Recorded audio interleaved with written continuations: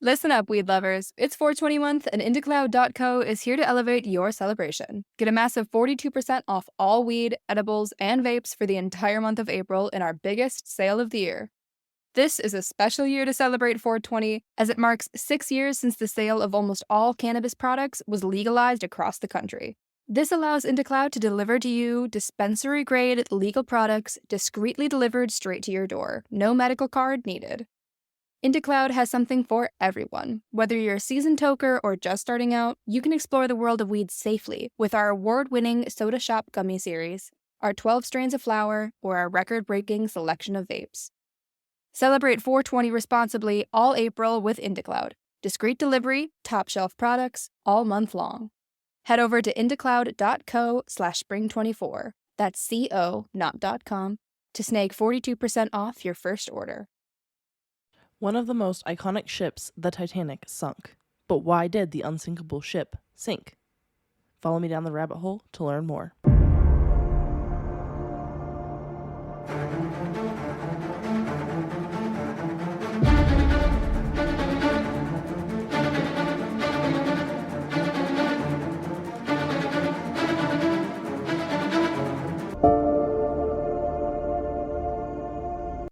Hi friends, welcome back to the rabbit hole. I'm your host, as always. My name is Danny, and today we are talking about the Titanic again. I know. I already did a Titanic episode. Episode 7 was all about the Titanic, and if it was even like really the Titanic that sunk versus its sister ship, the Olympic, excuse me.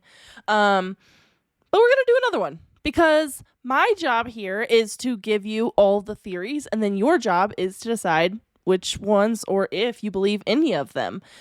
So this is a theory that we haven't covered because I didn't know of this theory at the time of the other Titanic episode. So I'm doing a new episode for you. So if you haven't heard that episode, I highly suggest you go back, listen to that one. It's really good. And it'll give you a little bit of backstory before we get into this episode. If you haven't listened to it, you don't want to go back right now, that's totally fine. I only mentioned like one thing in this episode about that references the last episode, but I used some of the research from the last episode. So if you're looking for my sources, I only cited a couple sources for this episode in the show notes. All the rest of my sources go back to that other episode. So let's get into it. I always like to do a little bit of history about whatever theory, right, I'm trying to cover. So I did a little bit of history in that last episode, but like I said, you don't have to go back to listen to that one before you listen to this one. So let's get into the history of the Titanic. So work began on the Titanic in 1909, and this ship was a luxury cruise line. It was owned by JP Morgan and the White Star Line, and the ship's purpose was to carry people, cargo, mail between Europe and North America. It was said to be an unsinkable ship, right? So we all know that. And most of us, if not all of us, have seen the Titanic, the movie, by now. And it's a really cute little love story. Anyway, cargo, people, mail, back and forth between Europe. And it was going to get there like pretty quickly. The ship was constructed in Belfast, Ireland, along with its sister ship, the Olympic. And the Titanic was outfitted with 16 watertight compartments, the latest telegraph technology, and the largest anchor built at the time, weighing 15 tons. So that's pretty cool. The first class accommodations included a swimming pool, a library, and beautiful cabins. So I'm assuming because they mentioned like the first class accommodations had a swimming pool, that most ships at the time didn't have pools. Which now, again, like you see the Titanic, and in comparison to like our cruise liners now, our luxury liners now, it was small. But at the time, it was the biggest ship. It was the largest ship. And I guess they didn't have they didn't have swimming pools. So that was a pretty cool thing that the Titanic had. And of course, the beautiful cabins. So, and honestly, third class wasn't so bad either. Like compared to other ships at the time, third class was like pretty nice. So if you're not traveling first class, and a lot of people that were traveling third class were immigrants going to America to start a new life. But, their accommodations compared to other ships at the time, it was the nicest accommodations for third class. So that's the Titanic did it right until it sunk. The Titanic only gained the largest ship title because at the last minute, a steel windscreen was added to the ship to protect the first class passengers from the elements. The ship set sail from Southampton, England on April 10th, 1912, headed for New York, right? The ship sank on April 15th, 1912, so just 5 days later. It was in the nighttime, so between the 14th and the 15th overnight is when it sank. However, some people may have saw it coming. I don't know. Because the ship was so big, when leaving the dock, the waves she caused knocked the SS New York off of its dock, and the SS New York came within 4 feet of hitting the Titanic when a tugboat basically saved both the boats from damage. Tugboat pulled away the SS New York, so it didn't hit the Titanic. And a lot of people viewed this event as a bad omen or foreshadowing for a bad event. They're like, ooh, that's not good. So that's kind of what happened there. And everyone was a little nervous about it. But the people on the ship were like, yeah, it's fine. It's good. It's good to go. You can go to the other episode. I kind of explain the people that got on the ship, the people that decided not to get on the ship. That's kind of a cool little thing to add to the theory, but that works more for the other theory than this theory. That's why I didn't add it here in this episode. But in the other episode of the Titanic, it's really interesting to see who actually boarded the ship and who was supposed to board the ship and then didn't. Anyway, the ship sank on April 14th, just 4 days after leaving England. The Titanic hit an iceberg.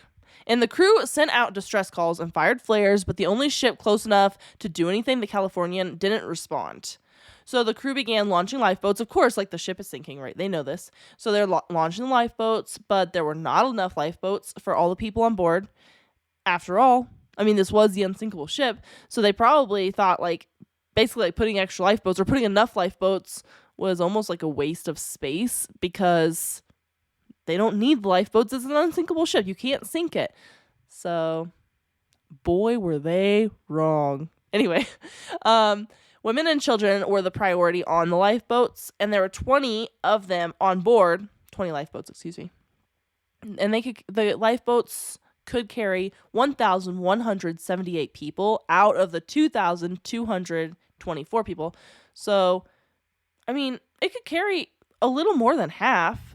But in all the confusion, they didn't even fill the lifeboats to maximum capacity. They literally, only 706 people got on the lifeboats. Out of the 1,100 that could have, almost 1,200 people that could have, they did not fill. If you ask me, most of the time lifeboats can carry, it says it can only carry a certain amount of people. So if it says that it can carry 12 people, typically you can overfill it by a couple. So you could probably put 16 people on that boat without it actually sinking. So if it were me, and of course I wasn't there, I would have put extra people on the boats. If you don't have enough lifeboats to carry all these people, you could have put extra people on all these boats, but they didn't. They didn't even fill the boats the way they should have. And I know that they probably did the best they could with all the chaos, all the crazy. People were panicking. So they were just put people on the lifeboats as calmly as possible and then get the boats into the water. And they did the best they could. But in the end, you for sure could have put more people on those lifeboats than they did. Listen up, weed lovers. It's 420 month, and IndieCloud.co is here to elevate your celebration. Get a massive 42% off all weed, edibles, and vapes for the entire month of April in our biggest sale of the year. This is a special year to celebrate 420, as it marks 6 years since the sale of almost all cannabis products was legalized across the country. This allows IndieCloud to deliver to you dispensary-grade legal products discreetly delivered straight to your door. No medical card needed. IndieCloud has something for everyone. Whether you're a seasoned toker or just starting out, you can explore the world of weed safely with our award-winning Soda Shop Gummy Series, our 12 strains of flower, or our record-breaking selection of vapes. Celebrate 420 responsibly all April with IndieCloud. Discreet delivery, top-shelf products, all month long. Head over to indiecloud.co/spring24, that's CO, not .com, to snag 42% off your first order. In the early hours of April 15th, the Titanic began to sink. So the ship basically, like in the movie, it lifted up because the side that hit the iceberg, it started to sink, but the other side it wasn't taking on any water, so it was getting heavy. So as the one side lifted up out of the water, eventually it got to a certain level where it broke in half, and then the boat split in half and both sides sunk. So now you have 706 survivors of the ship's passengers floating in the open ocean after watching the ship sink and hearing the screams of the other passengers dying in the freezing cold water. That would be terrifying. Luckily, the RMS Carpathia finally arrived and rescued the people on the lifeboats. So they rescued all those that survived. Good thing, because that would have, they would have froze to death eventually out there as well, I think. All those passengers that were on lifeboats. Hopefully, maybe they would have gotten to shore eventually, but I don't know. It would be really challenging because they didn't have any navigation systems to tell them which direction to go. So what caused the Titanic to hit an iceberg? We have a million theories, right? There's so many ideas and people just want to know, like, why. A new study suggests in the northern hemisphere at the time, there was a, quote, moderate to severe magnetic space storm on that night. So the night of April 14th into April 15th, there was a moderate to severe magnetic storm. So this storm could have altered the Titanic's navigational readings, which would have affected the planned course and the information the crew shared about their location during the SOS signals. So we learned in the other Titanic episode that the crew didn't send out SOS signals for about an hour after hitting the iceberg. And in that episode, I was like, what are you doing for that hour? Why are you not sending out SOS signals?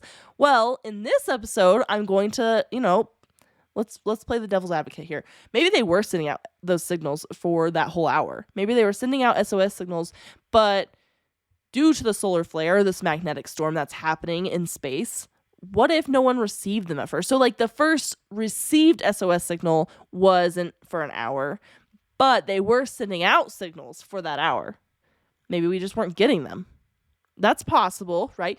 If this magnetic storm is affecting the navigation systems, there's no reason to believe that it wouldn't affect communication systems as well.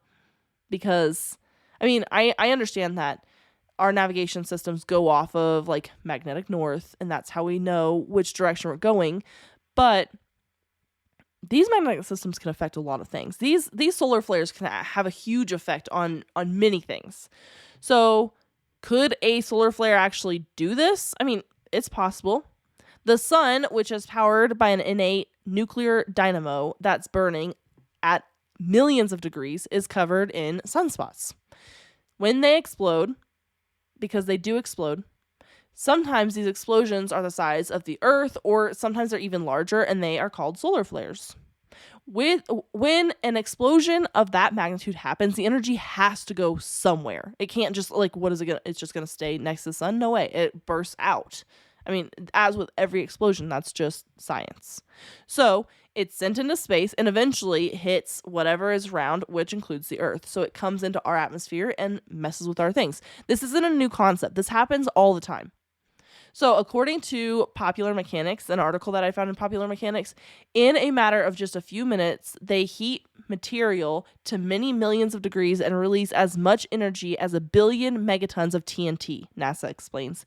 These flares are often caused by magnetic changes or crashes, and their explosions cause magnetic ripples through the solar system. Navigation, like I said earlier, is largely based on magnetic fields. So if solar flares mess with magnetic fields, then it makes sense that a solar flare would disrupt navigation systems. This isn't a thing that we've just gone away from. This happens to our systems today. And you have to imagine back in 1912, their systems were not as robust as our systems are, but solar flares still mess with our electrical grids and space traffic and different things that we have going on even today with the advanced technology. So you're telling me that a solar flare can't mess with Titanic navigation? It absolutely could. Absolutely. Faraday cages can help protect things from the flares, but we don't have everything in a Faraday cage. We don't have our entire lives in Faraday cages. So it makes it really challenging to protect everything. And especially, like, I don't know if they knew about Faraday cages back in the day. They were probably doing some research about it. But, it wasn't probably widespread knowledge by that point. It is reported that the Titanic's fourth officer, Joseph Boxhall, worked at the SOS position, and the position he reported during their SOS signals that were going out was about 13 nautical miles off of the real position of the Titanic.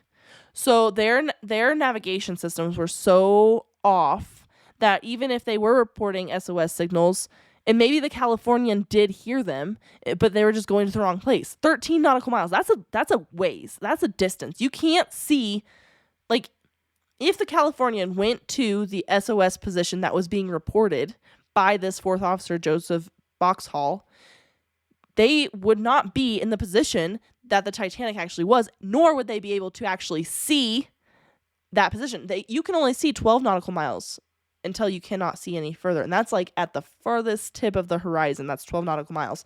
So just beyond that is where the Titanic is. Plus, it's dark.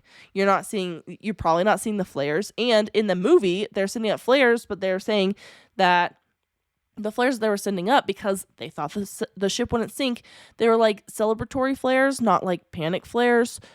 So the likelihood of people not actually taking their SOS seriously is pretty high.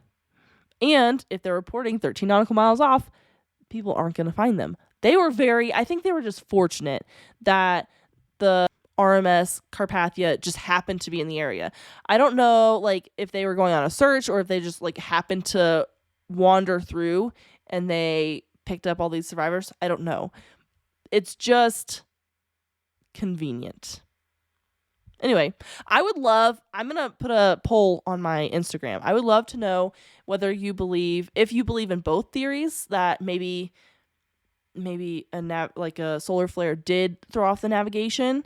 Maybe it messed with communication. If you believe the theory that, the Titanic was crashed on purpose, that it was purposely sunk. I want to know what you guys think. So go to my Instagram, look at the poll, vote. Let me know what you guys think, because it's really fun for me to have that interaction with you guys and to just know which theory is believed more. But I wanted to give you both theories because who knows? There's evidence now to suggest that there was a solar flare that evening, but that doesn't mean that not both theories could be correct. It's saying both theories could be right, because they could have swapped the Titanic and the Olympic, and they could have crashed it or sunk it on purpose, but there also could have been a navigation error. So just because one is right doesn't mean the other one isn't. But I would love to hear from you guys. So let me know what you guys think on Instagram. Until next week, my friends, stay skeptical. And it is finally the Christmas season. I love Christmas. So I hope you guys are enjoying all the Christmassy activities. And remember, the week after Christmas, in between Christmas and New Year's, we are taking that week off. So if you need an episode, well, there's always the Patreon where you can get extra episodes every month. So until next week, my friends, stay skeptical, and I'll see you then. Hey friends, The Rabbit Hole is an independent podcast with everything you hear done by me, Danny Mercy. I appreciate all of your support. Please rate and review wherever you're listening. If you want to follow us on Instagram, it's at rabbit.holepodcast. And thank you, Zakar Valaha, for our awesome intro.